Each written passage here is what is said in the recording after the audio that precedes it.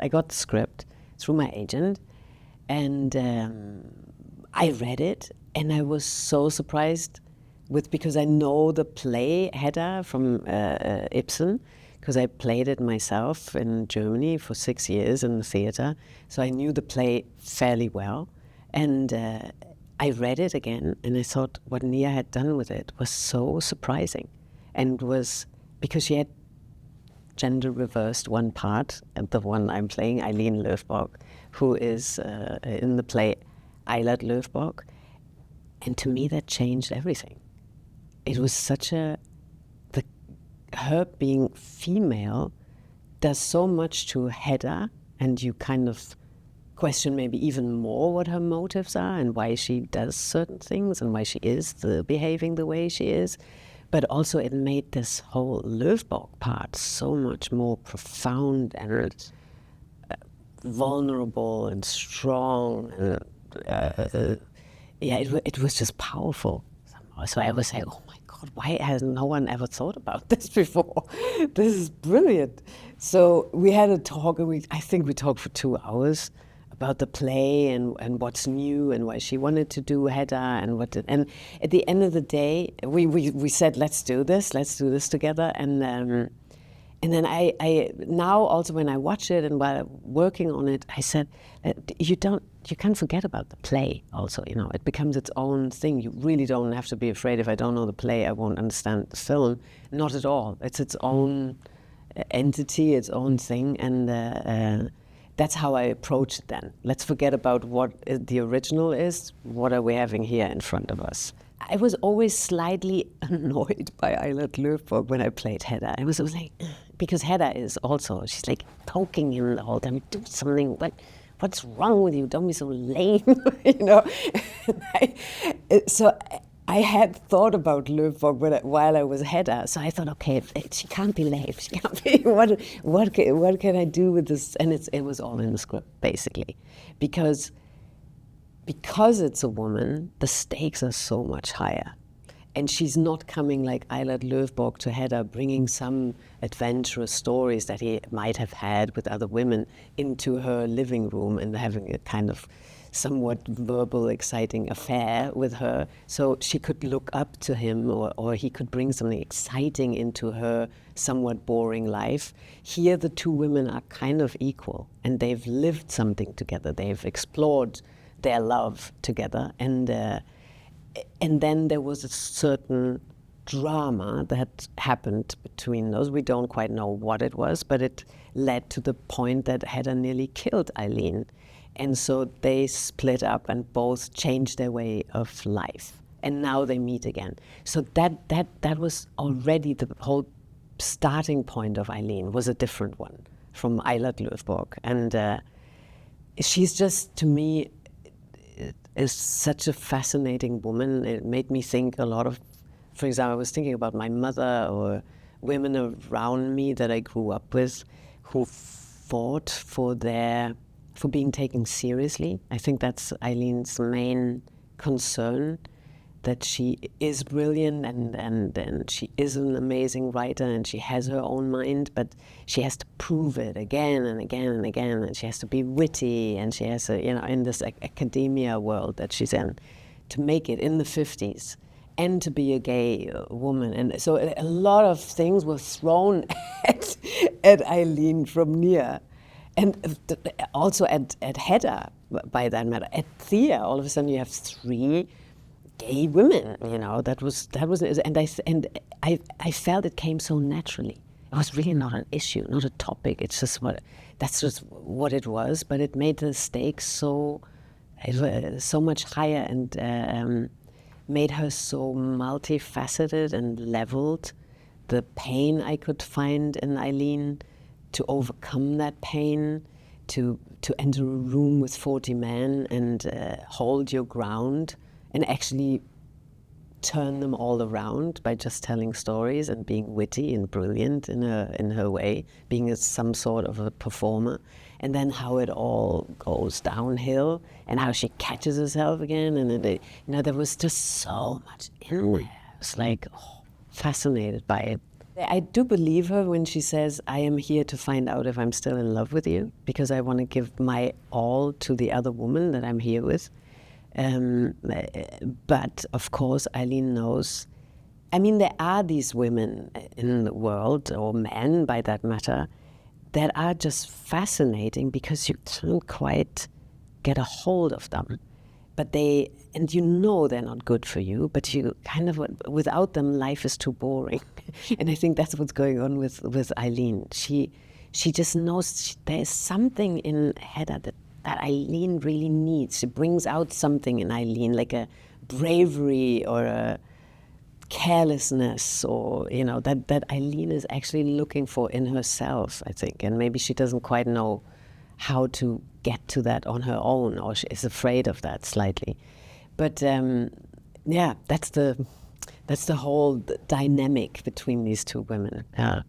But we talked a lot about, because for her also there was a big shift, because now it meant that Hedda makes these decisions for her own life, even though she sees another woman can take a different path, maybe one that she could have too. And somewhat you think she might want that, but she chooses to put herself somehow in a gilded cage, and you can wonder even more. You do it in the play already, but even more, why does she do that? What does she want from that? And why is it probably so important to her to get the confirmation of the society, or, you know, to be, and but at the same time she challenges everything and everyone around her, and she wants to have power over other people's lives, and because she probably doesn't have power over her own life, and so on. So we were talking a lot about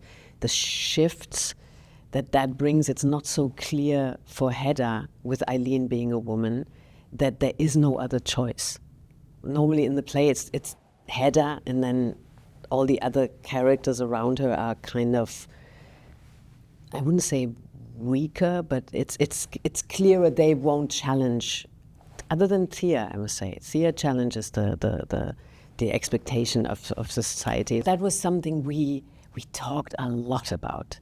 That was, it was like all of a sudden it's the Tower of Pisa that when then we kind of had, because Ibsen is such a brilliant writer that every piece, every bone you take out, you have to make sure you find another one that holds the structure upright. And that was our main little dance, to see that it doesn't get out of balance.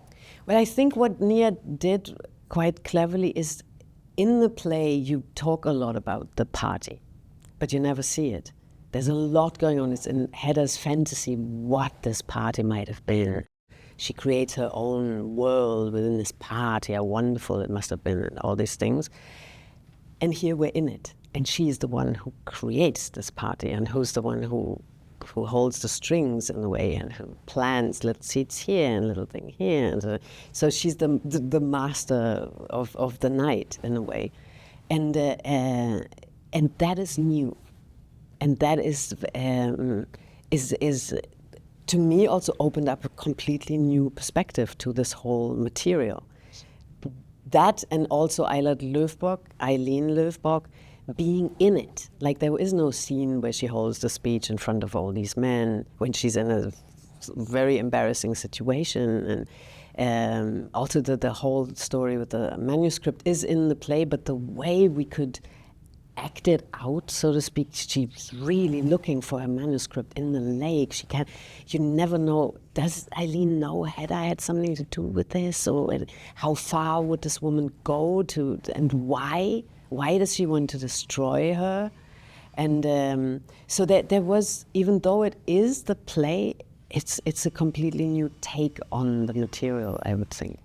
So we were very lucky that we had the time to rehearse, and we were very lucky that we were really, for this whole shooting period, in this one estate in the north of England.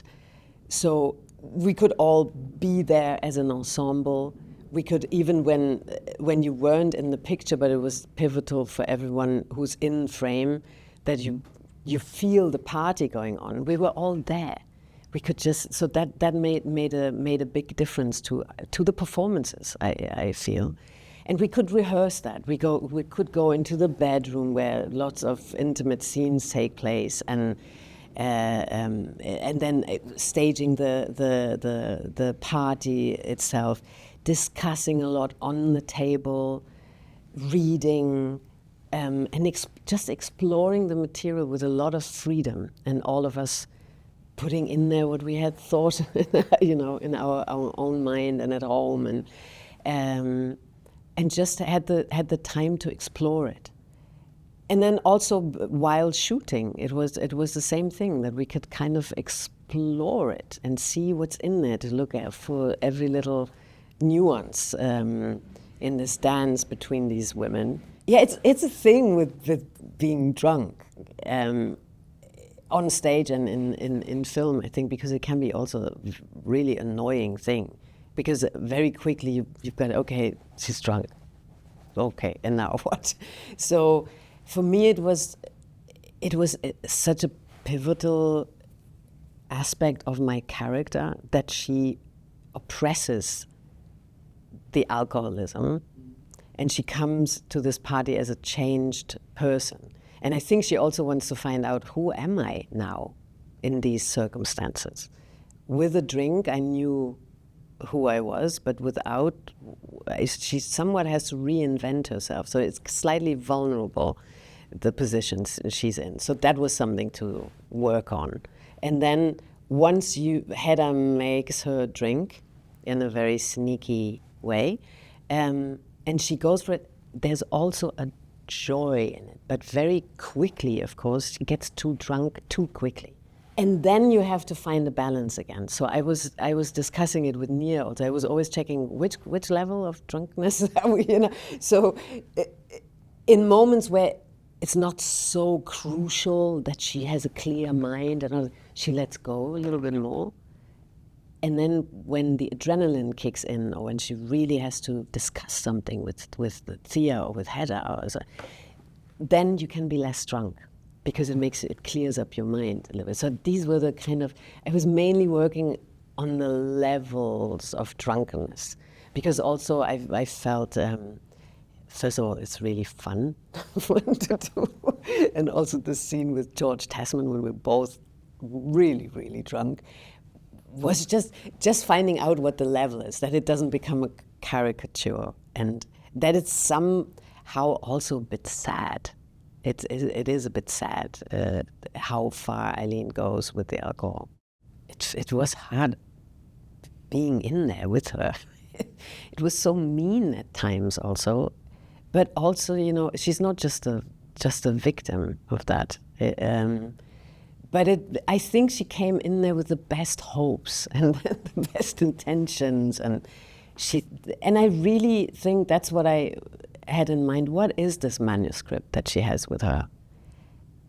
And in my mind, it was really something where she knew, if this comes out, we're all going to discuss female sexuality, desires, longing in a different way. It's going to challenge everyone, and we're going to be a changed society. That's what's in the script. So it's on many levels so important to her. So yeah, it's destructive what happens to her. Yeah, sad.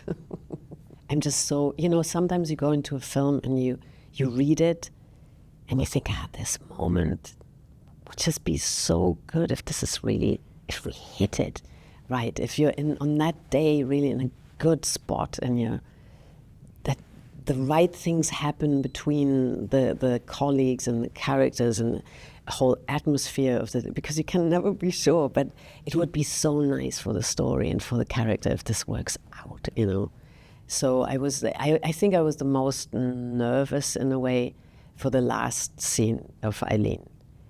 This kind of the speech she holds to Hedda, where I thought it shouldn't be a speech. It should just, all the work she had put in to her life, into freeing herself, into being unapologetically who she is, And then that gets reduced to the one thing where she says, now I'm just like you, I'm just a woman.